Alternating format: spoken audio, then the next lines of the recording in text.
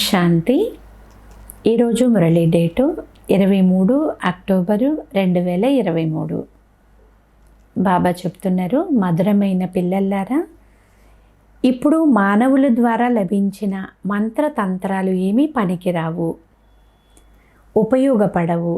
కావున వాటన్నింటి నుండి మీ బుద్ధి యోగాన్ని తొలగించి కేవలం ఒక తండ్రిని మాత్రమే స్మృతి చేయండి. ఈరోజు మురళీలోని ప్రశ్న, భక్తిలోని ఏ విషయము జ్ఞాన మార్గంలో పనిచేయదు మరియు నడవజాలదు? సమాధానము, భక్తి మార్గంలో భగవంతుడి నుండి కృప లేక ఆశీర్వాదాలు ఇవ్వమని వేడుకుంటూ ఉంటారు. జ్ఞాన మార్గంలో అయితే ఆశీర్వాదాలు లేక కృప చూపించే మాటే లేదు. ఇది చదువు. తండ్రి ఇక్కడ టీచరుగా అయ్యి మనల్ని చదివిస్తూ ఉన్నారు. భాగ్యము చదువుపైన ఆధారపడి ఉంది. తండ్రి కృప చూపిస్తే మొత్తం తరగతి అంతా కూడా పాస్ అయిపోతారు కదా. కావున జ్ఞాన మార్గంలో కృప లేక ఆశీర్వాదాలు చూపించే ప్రసక్తియే లేదు. ప్రతి ఒక్కరూ కూడా తమ తమ పురుషార్థము అంటే ఎవరికి వారు వ్యక్తిగతంగా తప్పకుండా చేయాల్సిందే. పాట, నేనొక చిన్న బాలుడను. ఓం శాంతి. ఇది భక్తి మార్గపు పిలుపు. పిల్లలు పెద్దలు అందరూ పిలుస్తూ ఉంటారు కదా. భక్తి మార్గంలో యజ్ఞము, జపము, తపము మొదలైనవి చేస్తూ ఉంటారు. వీటి ద్వారా పరమాత్మను మిలనం చేసే మార్గం లభిస్తుంది అని వారు భావిస్తూ ఉంటారు. తరువాత ఈశ్వరుణ్ణి సర్వవ్యాపి అని అనడము, నేను కూడా వారి రూపాన్ని, నాలో కూడా భగవంతుడు ఉన్నాడు ఇలా చెప్పడం అసత్యము కదా. తాను దుఃఖమునేమి సహించడు. భగవంతుడు వేరు. ఇదే మనుషుల యొక్క పొరపాటు. ఈ కారణంగానే మానవులు దుఃఖాన్ని అనుభవిస్తున్నారు. మీలో కూడా కొందరికి మాత్రమే తండ్రి గురించి పూర్తిగా తెలుసు. మాయ పదే పదే మరపింపచేసేస్తూ ఉంటుంది. తండ్రి మాటి మాటికి చెప్తున్నారు, మీకు శ్రీమతముని ఇస్తున్నారు, స్వయాన్ని ఆత్మ అని భావించి తండ్రినైనా నన్ను స్మృతి చెయ్యండి అని. ఇది శ్రేష్టాతి శ్రేష్టమైన మతము కదా. తండ్రి శ్రీమతము ద్వారా మనుషులు నరుడి నుండి నారాయణుడిగా అవుతారు, పతితుల నుండి పావనంగా కూడా తయారవుతారు. ఈ సమయంలో ఉన్న పతిత మానవుల మతము శ్రేష్టమైనది కాదు అని భగవంతుడు కూడా ఇది భ్రష్టాచారి అసురి సాంప్రదాయము అని చెప్తున్నారు. మీ దేవీ దేవత ధర్మం చాలా సుఖమునిచ్చేది అని కూడా చెప్తున్నారు. మీరు అపారమైన సుఖాన్ని పొందారు. ఇది తయారైన డ్రామా, అంతేకాని భగవంతుడు ఎందుకు ఇలా తయారు చేశాడు అని కాదు. వారు ఈ డ్రామాను తయారు చేయలేదు.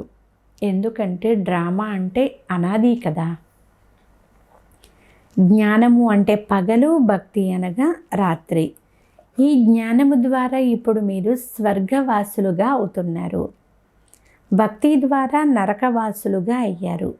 కానీ మానవుల యొక్క బుద్ధి రాతి బుద్ధిగా ఉన్న కారణముగా అర్థం చేసుకోలేకపోతున్నారు అని బాబా అంటున్నారు. క్రోధము ఎంత ఎక్కువగా ఉంది, ఎన్ని బాంబులు తయారు చేస్తున్నారు. వాటి వలన వినాశనం తప్పకుండా జరుగుతుంది అని తెలుసు. కావున ఇది భ్రష్టాచారి బుద్ధి కదా. కలియుగాన్ని రావణ రాజ్యము అని అంటారు. రావణుడే భ్రష్టాచారముగా తయారు చేస్తాడు. తండ్రి వచ్చి ఇప్పుడు భ్రష్టాచారాన్ని సమాప్తం చేయమని ఆర్డినెన్స్ జారీ చేస్తున్నారు. ఆర్డినెన్స్ అంటే అత్యంత ప్రమాద సమయంలో దేశాధ్యక్షులు స్వయం సంతకం చేసి విడుదల చేసేటటువంటి ఆజ్ఞ. అందుచేతనే ఇప్పుడు బాబా కూడా చాలా భ్రష్టాచారం పెరిగిపోయింది కాబట్టి దీనిని సమాప్తం చేయండి అని ఆర్డినెన్స్ జారీ చేస్తున్నారు. నెంబర్ 1 భ్రష్టాచారం ఏమిటి అంటే ఒకరినొకరు పతితంగా చేసుకోవడము. ఇది వేశ్యాలయము. కలియుగంలోని భారతదేశాన్ని వేశ్యాలయము అని అంటారు. ఎందుకంటే అందరూ కూడా విషము ద్వారా జన్మ తీసుకున్న వారే. సత్యయుగాన్ని శివాలయము అని అంటారు. ఇది శివబాబా ద్వారా స్థాపన చేయబడిన పవిత్రమైన భారతదేశము. లక్ష్మీనారాయణులు మొదలైన వారు సర్వగుణ సంపన్నులు, 16 కళ సంపూర్ణులు, సంపూర్ణ నిర్వికారులు అని పిలువబడుతున్నారు. అయితే అచ్చట సంతానం ఎలా కలుగుతుంది అనే ప్రశ్నే రాకూడదు. యోగ బలం ద్వారా పిల్లలైన మీరు ఈ విశ్వానికే అధిపతులుగా అవుతూ ఉంటే ఆ యోగ బలం ద్వారా ఏమి జరగజాలదు? ఈ రోజుల్లో పవిత్రమైన కుమారీలు కూడా ఏ మందు లేకుండా ఇంజెక్షన్ మొదలైన వాటి ద్వారా పిల్లలను కంటున్నారు అని వార్తాపత్రికల్లో కూడా వార్తలు వస్తున్నాయి. బాబా చెప్తున్నారు, మీరు యోగ బలం ద్వారా శ్రీమతాన్ని అనుసరించి స్వర్గానికి అధిపతులుగా అవుతారు. కావున అక్కడ యోగ బలం ద్వారా సంతానము కూడా కలుగుతుంది. బాహుబలంతో ఈ మొత్తం సృష్టి పైన రాజ్యపాలన అయితే చెయ్యలేరు. వారిది బాహుబలము, మీది యోగ బలము.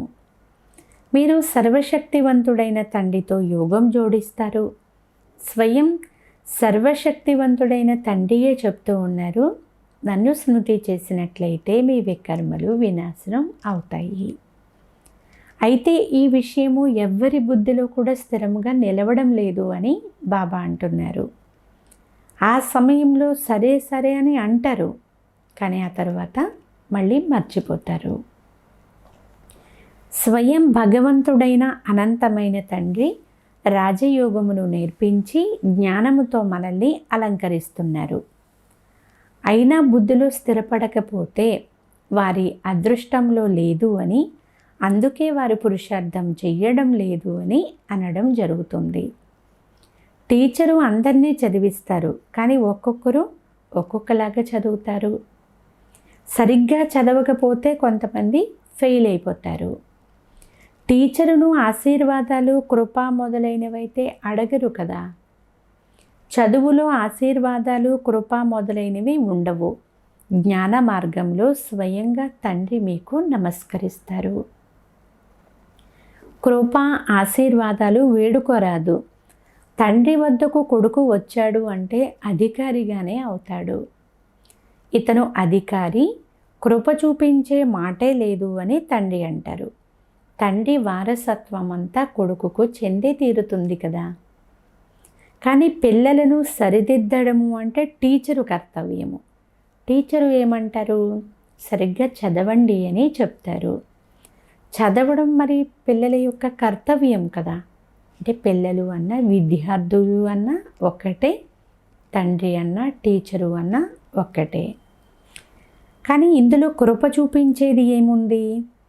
అలాగే సద్గతికి దారి చూపించడం అనేది గురువు యొక్క కర్తవ్యము, బాధ్యత కూడా. ఆశీర్వాదాల మాట లేదు. ఇచ్చట తండ్రి, టీచరు, గురువు ముగ్గురు ఒక్కరే. ముగ్గురి నుండి కూడా కృప చూపమని వేడుకునే మాటే లేదు. తెలివిహీనులైన మానవులకు తండ్రి కూర్చుని వివేకమును ఇస్తారు. ఇదే వారిచ్చే ఆశీర్వాదము. కానీ దానిని అనుసరించడం పిల్లల కర్తవ్యము. శ్రీమత్ భగవాను వాచాని గాయనం చేయబడింది. కావున వారు అత్యంత ఉన్నతులు. కావున వారి శ్రీమతము ఎలా ఉంటుంది? ఉన్నతముగానే ఉంటుంది కదా. శ్రీమతము ద్వారా మీరు శ్రేష్టమైన దేవీ దేవతలుగా నెంబర్ వారి పురుషార్థం అనుసారంగా తయారవుతున్నారు. మీరు కూడా ఎన్ని మార్కులతో మేము పాస్ అవ్వగలము అనేది మీకు కూడా అర్థమవుతుంది అంటున్నారు బాబా. పాఠశాలలో విద్యార్థులు మేము బాగా చదవలేదు, అందుచేతనే పాస్ అవ్వలేదు అని చెప్తారు. తండ్రి కూడా రిజిస్టర్ ద్వారా వీరు పాస్ అవ్వలేరు అనేది అర్థం చేసుకుంటారు. ఈ బేహద్దు తండ్రి, టీచరు, గురువు అన్నీ ఒక్కరే. పిల్లలు చదవడం లేదు అని వారికి తెలుసు, పిల్లలకు కూడా తెలుసు. సరిగ్గా చదవలేదు అనుకోండి, పదవి తగ్గిపోతుంది. మేము బాగా చదవాలి అన్న పురుషార్థం కూడా కొంతమంది పిల్లలు చేయడం లేదు. ఎంత తలకొట్టుకున్నా, ఎంత బాగా అర్థం చేయించినా పురుషార్థం అయితే చేయడం లేదు. శ్రీమతమును అనుసరించకపోతే తక్కువ పదవిని పొందుకుంటారు. ఇప్పుడు ఎవరైతే పిల్లలుగా అవుతారో వారు తప్పకుండా రాజ్యవంశములోకి వస్తారు. కానీ అందులో కూడా చాలా పదవులైతే ఉన్నాయి కదా. కొందరు దాసదాసీలుగా కూడా అవుతారు. బాగా చదివించకపోతే దాసదాసీలుగా అవుతాము అని పిల్లలకు కూడా తెలుసు. అయితే వారు కూడా రాయల్గా ఉంటారు. లక్ష్మీనారాయణలకు వజ్ర వైడూర్యాల మహళ్ళు ఉంటే దాసదాసీలు కూడా అక్కడే ఉంటారు కదా. మళ్ళీ నెంబర్ వారీగా ముందుకు వెళ్ళి పదవి పొందగలరు. ప్రజలలో కూడా నెంబర్ వారీగా ఉంటారు. భక్తి మార్గంలో మనుషులు అంటే లౌకికంలో మనుషులు ఇన్షూర్ చేసుకుంటారు కదా. ఈశ్వరార్థం దానం చేస్తారు. ఎవరైనా ఒక హాస్పిటల్ కట్టించారు అనుకోండి, మరుసటి జన్మలో వారికి మంచి నిరోగి శరీరం లభిస్తుంది. అల్పకాలానికి ఫలమైతే లభిస్తుంది కదా. ఎవరైనా పాఠశాల తెరిచినట్లయితే మరుసటి జన్మలో వారికి చదువు చాలా బాగా వస్తుంది. అలాగే ధర్మశాల కట్టించారు అనుకోండి, మరుసటి జన్మలో వారు నివసించడానికి మంచి ఇల్లు లభిస్తుంది. కావున ఇది ఇన్షూర్ చేసుకోవడమే అవుతుంది కదా. ప్రతి ఒక్కరూ కూడా తమను తాము ఇన్షూర్ చేసుకుంటారు. ఇప్పుడు మీరు నేరుగా ఈశ్వరునితో ఇన్షూర్ చేసుకుంటారు. వారిది అప్రత్యక్షము అనగా పరోక్షము, కానీ మీది డైరెక్ట్గా బీమా చేసుకోవడము అంటున్నారు బాబా. బాబా, ఈ సర్వస్వము మీదే, మేము కేవలం నిమిత్తము. దీనికి బదులుగా మీరు మాకు 21 జన్మలకు స్వరాజ్యాన్ని ఇవ్వండి అని పిల్లలు బాబాతో చెప్తారు. ఇది నేరుగా తండ్రి వద్ద 21 జన్మలకు బీమా చేసుకోవడం అవుతుంది కదా. తండ్రి చెప్తున్నారు, మీ సామగ్రిని అంతా సత్యయుగంలోకి బదిలీ చేసేయండి.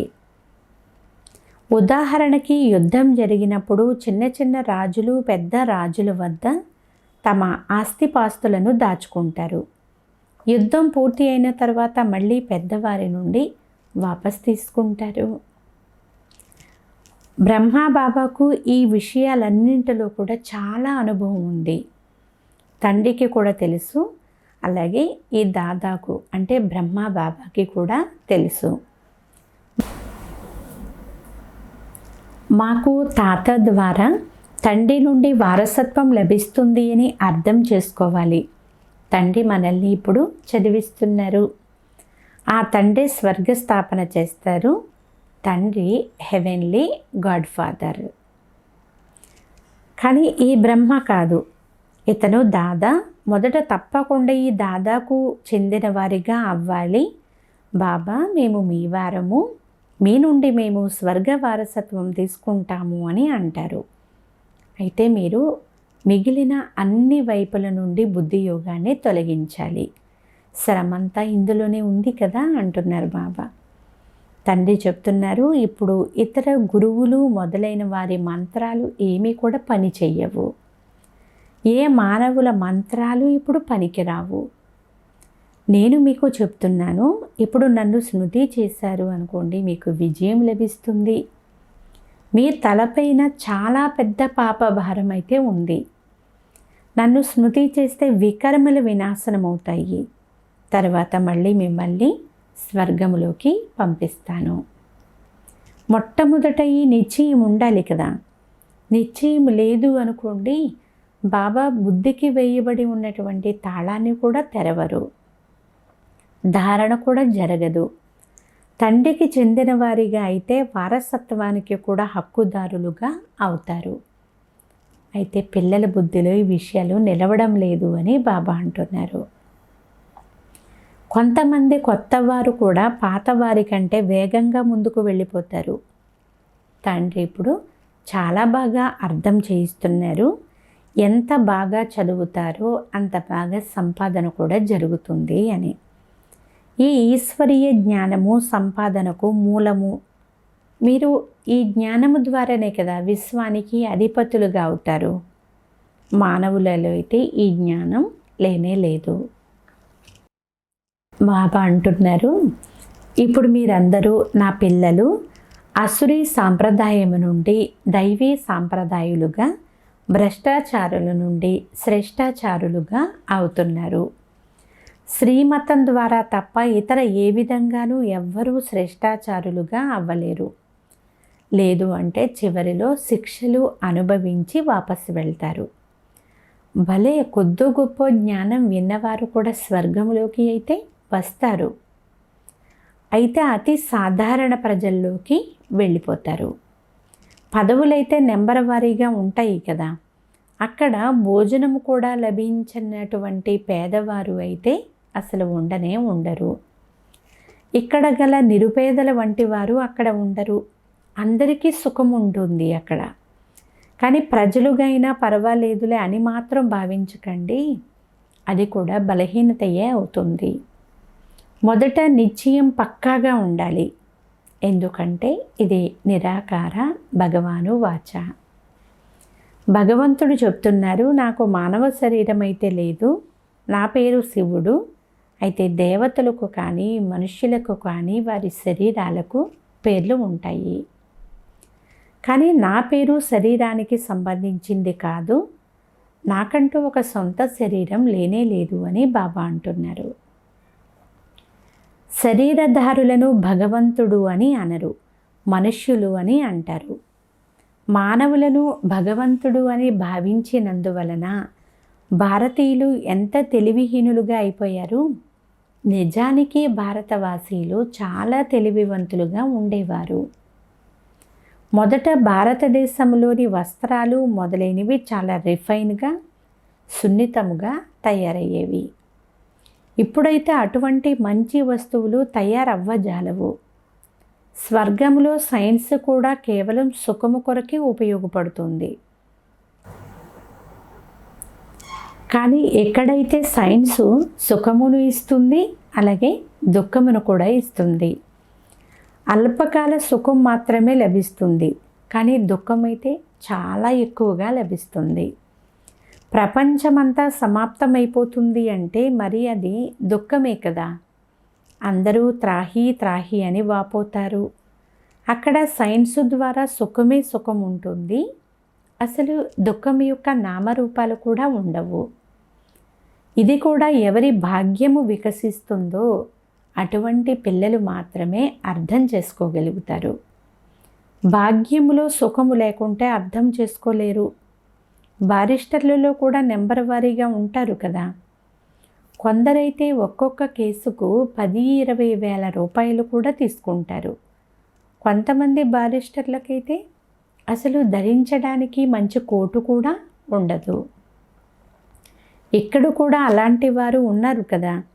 రాజాది రాజులుగానైనా అవుతారు, లేకుంటే పైసాకు విలువ చేసే అటువంటి ప్రజలుగా కూడా అయిపోతారు.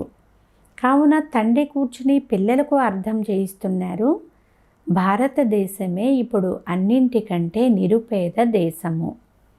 ఈ భారతదేశమే మళ్ళీ అత్యంత ధనవంతముగా సంపన్నంగా అయిపోతుంది. దానం అనేది సదా పేదలకే కదా ఇవ్వబడుతుంది. ధనవంతులు ఇంత లబ్ధిని తీసుకోలేరు. సాధారణమైన వారు, పేదవారే ఈ జ్ఞానమును తీసుకుంటారు. ధనవంతులకు దానం ఇవ్వడం నియమము కాదు. అందుకే బాబా అంటున్నారు, మీరందరూ కూడా పేదవారే కదా. మీ మమ్మ అందరికంటే నిరుపేద, కానీ ఆమె మళ్ళీ విశ్వ మహారాణిగా అవుతుంది. ఎందుకంటే డ్రామాయే అలా తయారై ఉంది. నిరుపేదలు ఇంకా ఎక్కువగా జ్ఞానం తీసుకుంటారు, ఎందుకంటే దుఃఖములో ఉన్నారు కదా. ధనవంతులైతే సుఖంగా ఉంటారు. మాకు ఇక్కడే స్వర్గం ఉంది అని ధనవంతులు భావిస్తారు. కార్లు, వాహనాలు, ధనము మొదలైనవి మాకు చాలానే ఉన్నాయి, మేము ఆల్రెడీ స్వర్గంలో ఉన్నాము అని భావిస్తూ ఉంటారు. ఎవరి వద్ద ధనము లేదో, నరకములో ఉన్నారో వారికి మీరు జ్ఞానం ఇవ్వండి అని కూడా ధనవంతులు చెప్తారు. ఇప్పుడు మీది భగవంతుడైన తండ్రి యొక్క సేవ. మీరు భారతదేశానికి సత్యమైన సేవాదారులు. వారు దేహ సంబంధమైన సమాజ సేవకులు. వారు మానవులకు ఏదో కాస్త సుఖాన్ని ఇస్తారు. కానీ ఇప్పుడైతే ఈ మొత్తం సృష్టినంతా పరిశుభ్రం చేసి పవిత్రముగా సుఖవంతముగా తయారు చేస్తారు. తనువు మనసు ధనముల ద్వారా భారతదేశానికి సేవ చేస్తున్నారు. అచ్చా, మధురాతి మధురమైన అపురూపమైన పిల్లలకు మాతాపిత బాప్దాదాల ప్రియ స్మృతులు మరియు గుడ్ మార్నింగ్. ఆత్మిక పిల్లలకు ఆత్మిక తండ్రి నమస్తే. ఆత్మీయ తండ్రికి ఆత్మీయ పిల్లల యొక్క ప్రియ స్మృతులు, గుడ్ మార్నింగ్ మరియు నమస్తే నమస్తే నమస్తే. ధారణ కొరకు ముఖ్య సారము. ఫస్ట్ పాయింట్, మీ పాత సామగ్రినంతా 21 జన్మల కొరకు బదిలీ చేసుకోవాలి. బీమా చేసి దానికి మీరు నిమిత్త మాత్రంగా ఉంటూ వాటిని సంభాళన చెయ్యాలి. సెకండ్ పాయింట్, నిశ్చయ బుద్ధి కలవారిగా ఈ చదువును చాలా బాగా చదువుకోవాలి. పేదలకు జ్ఞానాన్ని దానమివ్వాలి. భారతదేశాన్ని పవిత్రముగా తయారు చేసే సత్యమైన ఆత్మిక సేవను చెయ్యాలి. ఈరోజు వరదానము, తమ ప్రతి కర్మ మరియు మాట ద్వారా నడుస్తూ తిరుగుతూ ప్రతి ఆత్మకు శిక్షణ ఇచ్చే మాస్టర్ శిక్షక్ భవ. సారాంశము, ఈ రోజుల్లో నడుస్తూ తిరుగుతూ అటువంటి లైబ్రరీ కూడా ఉంది.